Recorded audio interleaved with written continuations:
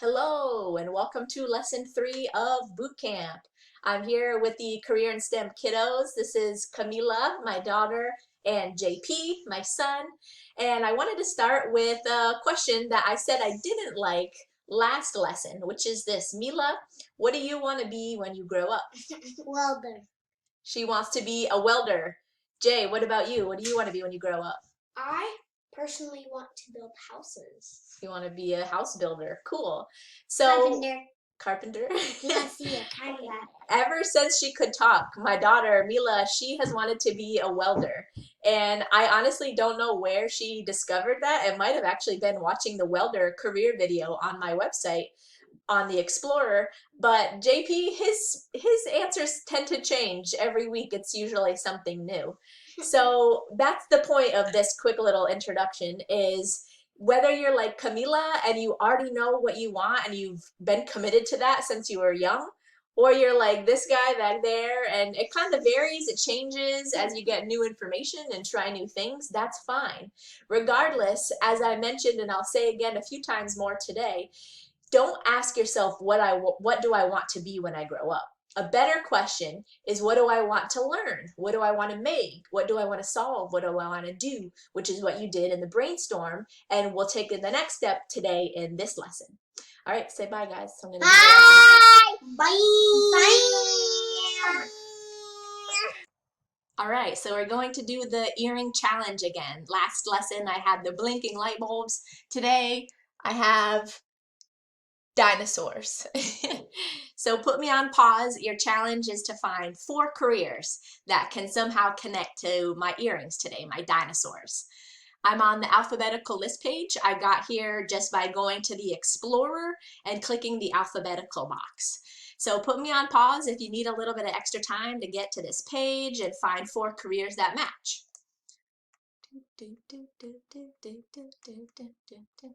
So, how'd you do? Obviously, the easiest one would be paleontologist, right? Somebody whose job it is to study fossils. Of course, that's a no-brainer, but it can be a lot more broad than that, as I'm hoping you're starting to see. So it could also be geneticist. That it could theoretically be possible to bring a T-Rex back to life because mosquitoes who potentially had bitten a dinosaur still have their blood and are now in fossilized form. So, I mean, I don't even know if it's real. Maybe it's just a conspiracy theory. But geneticists would be on the forefront of doing something like that if it was in fact not a conspiracy theory. Another career that could connect could be illustrator. So I'm sure you've read at least a book in your life about dinosaurs, maybe when you were a kid, maybe it's still an interest and you're still reading books, but somebody had to draw those anatomically correct, real life looking dinosaurs. That would be an illustrator. One more that I thought would be cool is an AR developer, augmented reality. So if you have ever used Snapchat, you're probably at least a little bit familiar with what augmented reality is, where you use your phone and it puts something in the real space, something fake in a real environment. There's a lot of cool content related to dinosaurs with augmented reality. So if you're interested in that, just do a quick search in your app store for AR dinosaurs and you'll find something fun. So 4 careers that relate to my earrings. See if you can find any different ones. And to reiterate before we dive into the meat of today's lesson, don't look at this list and say, which one of these should I be? Rather, a better question, in which you'll be doing some practice with, is to ask which of these types of careers likes to make the things I like to make? Which of these people would require me to learn stuff that I already want to learn? Which of these careers do stuff that I want to do? So don't look at the list as which of these should I pick to be with my life. Find one that matches what you had on your learn, make, solve, do, brainstorm. So the focus of today's lesson is to help you see that there are tremendous opportunities in STEM fields and that seeing is believing.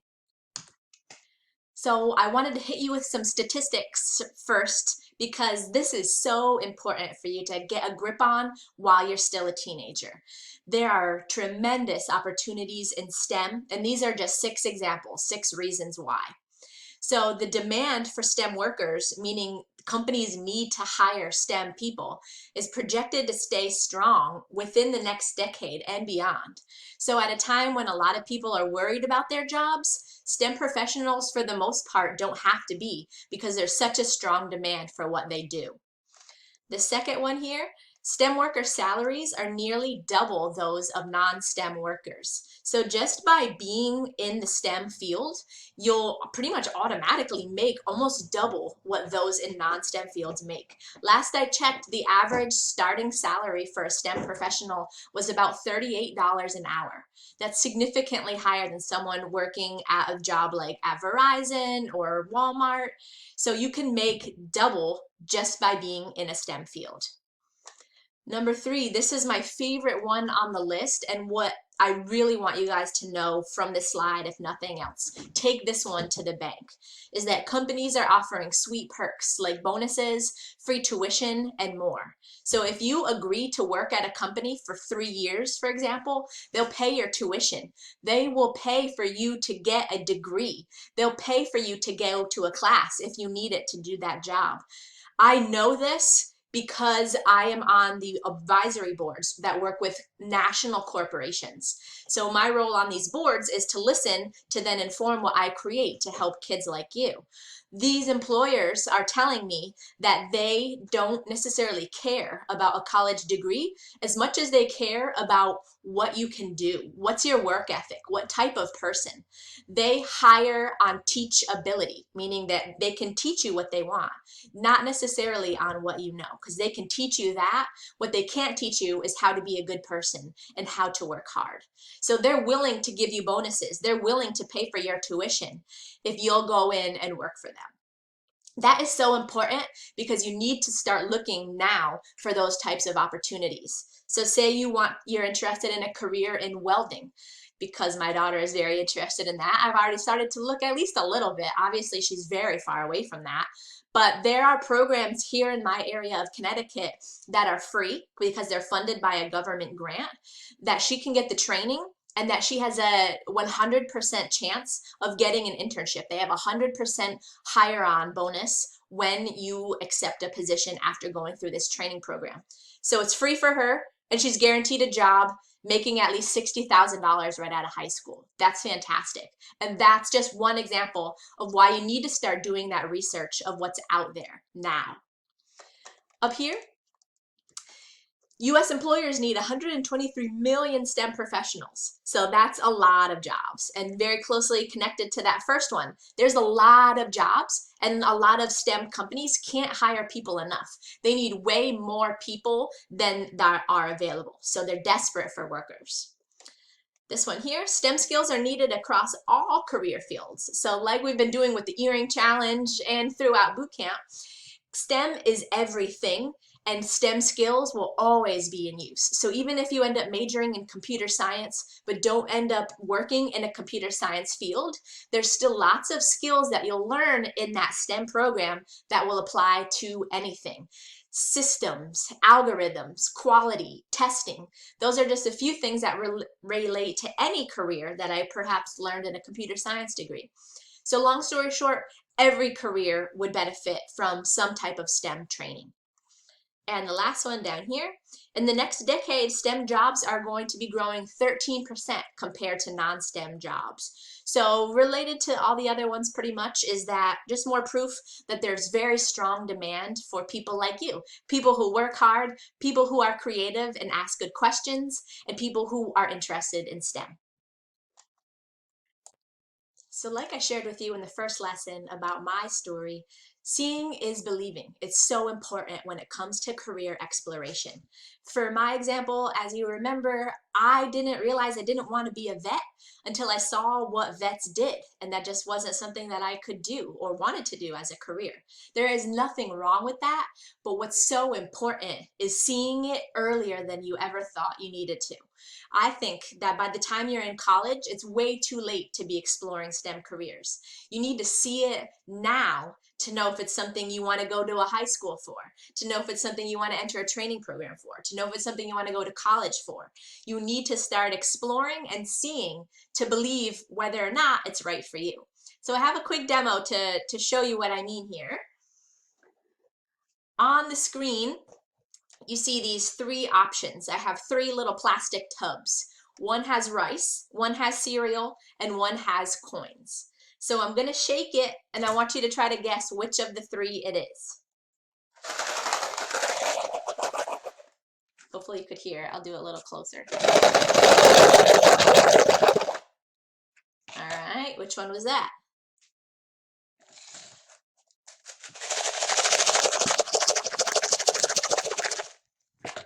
Which one was that? Last one? All right, so how'd you do? Which one was the rice? Which one was the cereal? Which was the coins? Here's the answers. The first one was coins. Second one was cereal. And the third one was rice. So the purpose of this is to show you that seeing is believing, right? It was kind of, maybe the coins was pretty easy. You kind of had an idea of, yeah, I pretty much know that's coins. And that can relate to career exploration in the same way. Like, yeah, I pretty much know that's what a doctor does, because we're pretty familiar with doctors and careers that we see all the time. But bioacoustics researcher, I have no idea what one of them does. So there are careers in our life, especially ones that we're familiar with, that we do have a pretty good idea. Seeing it is still super important. But what these kind of showed you, the rice and the cereal were pretty hard to tell without seeing it, right? When I first did this, I couldn't quite tell. I had my kids test it out on me, and it was hard to figure out which was the rice and which was the cereal. And that relates to career exploration in the same way. Optical engineer, electrical engineer, computer scientist, mechanical engineer, they all kind of sound the same. They all have similar parts, things that they do, things that they learn, things that they make. So they share a lot of qualities sometimes. And again, the only way to really tell the difference and to tell what is right for you is to see it. And now a mystery one for you.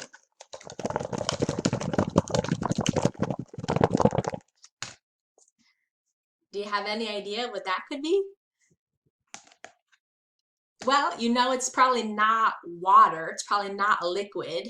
You know it's probably a solid. You know it's probably a little bit larger than perhaps the rice because it wasn't making that sound. It was more like rolling sound. So that relates to careers as well, because there are things that you kind of have a very basic sense of. For example, an astrobiologist. Even if you've never even heard of that career, you could at least kind of break down the word astro, space, biologist, life. They kind of probably do something to do with space life. So there are careers that you probably never even heard of, never even knew existed, and that's awesome as well. That's what the Explorer is built for, to help you learn about careers you never even knew were out there. To give away the hint, this was a bowl of strawberries. And to drive that point home is that you have to see it to be able to understand what any career is all about. I read a study last year. It was conducted by Gallup. They're a famous polling organization. And they found that over 70% of Americans dislike their job. And like we talked about at the very first lesson, you probably know people, adults, who hate waking up in the morning and going to work. You know people who hate their job, and our mission is to make sure that is not you. And it all comes back to awareness. It's so important to know what's out there. The only way to know what a career is actually like is to see it. And that's what you're going to do in today's lesson. So today's activity is a virtual tour project. So as I've been saying all lesson today, seeing is believing, and here is your chance to see and break down a specific STEM career that you're interested in into all the pieces we did last lesson: learn, make, solve, and do. So you're going to open the brainstorm document that you created last lesson, and then you're going to pick one of those careers that you matched on the third page. Then you'll click here to open the virtual tour project. So again, just as a refresher, this is the document that you did last lesson, where you filled in all those squares of everything you wanted to learn, make, solve, and do. and then you connected them to a couple careers at least. Hopefully you had at least 2 or 3 to work with. Now what you're going to do is pick one of the careers that you had in this list. Then, based on that one career, so ideally the one that you're most interested in, you're going to be creating a virtual tour of that career. So here's the description. You just graduated college and have landed your dream job. Congrats. Your former high school teacher has invited you to give a presentation to her class about what you do in your career and how you achieved your dreams. So like the vision board, you're going to pretend that you're already in that career, that you already have and you already did everything that you wanted to do, and that you're living your ultimate life.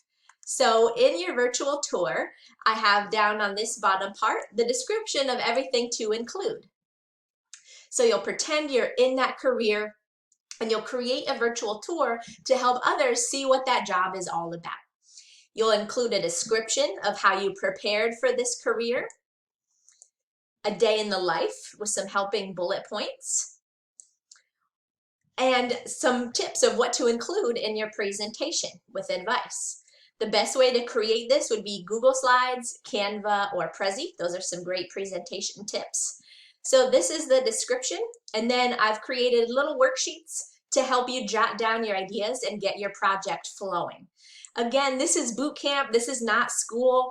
This is not a required assignment. This is not homework. This is something designed to help you take the next step towards your future STEM career today. So if something here, it's not floating your boat, then skip it. You don't have to do things here, but everything that is here is done purposefully because it's things you're going to need to know if you are serious about this certain career. And maybe you'll figure out over the course of doing this project that you hate it. Awesome. That's equally good as knowing that, yes, I love this career. Knowing what you don't like is equally important, and this document is designed to help you get a full sense of everything that career entails. So in the table, this is where you can record your responses as well. How do you get to work? What do you work? What do you do when you arrive at work? So all of this is stuff that, like I said, you need to start thinking through now, because waiting until college to do it, it's too late and it ultimately becomes a waste of time. So start now to save yourself a lifetime of unhappy jobness.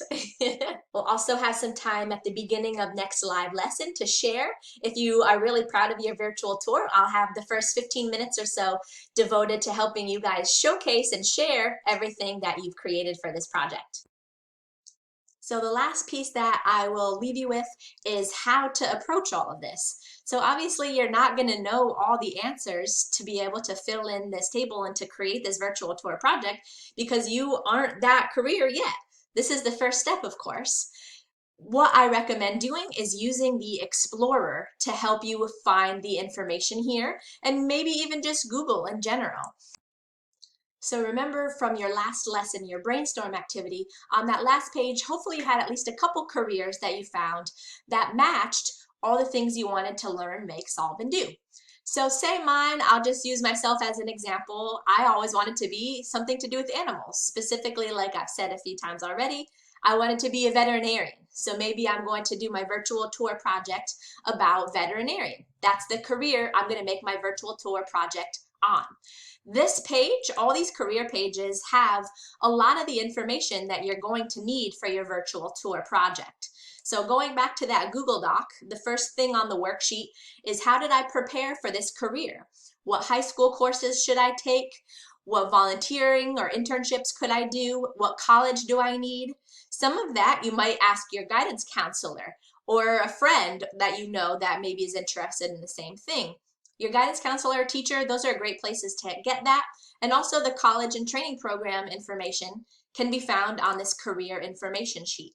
So when you click it, it's going to show me the education I need, the salary, the skills, a bigger description of what that person does on a day-to-day basis.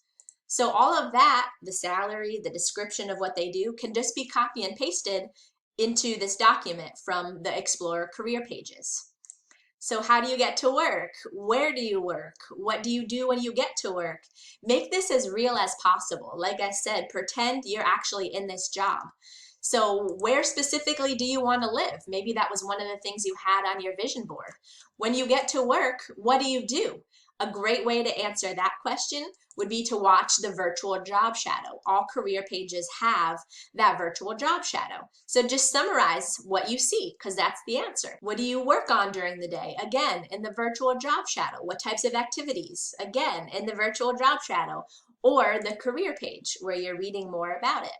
Sorry, the infographic part.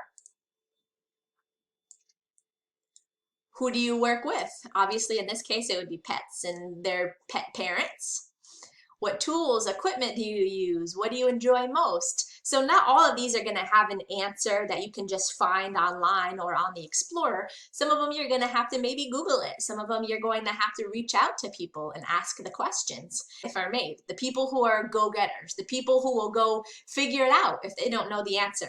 So this is, yes, it's an exercise in seeing a day in the life of a STEM professional that you're interested in, but it's also to a certain degree an exercise in asking questions and figuring it out for yourself. So I can't wait to see all the amazing things that you're going to be creating as part of your virtual tours. And keep in mind, you'll have time to share them if you'd like to show them at the beginning of next lesson. See you next time.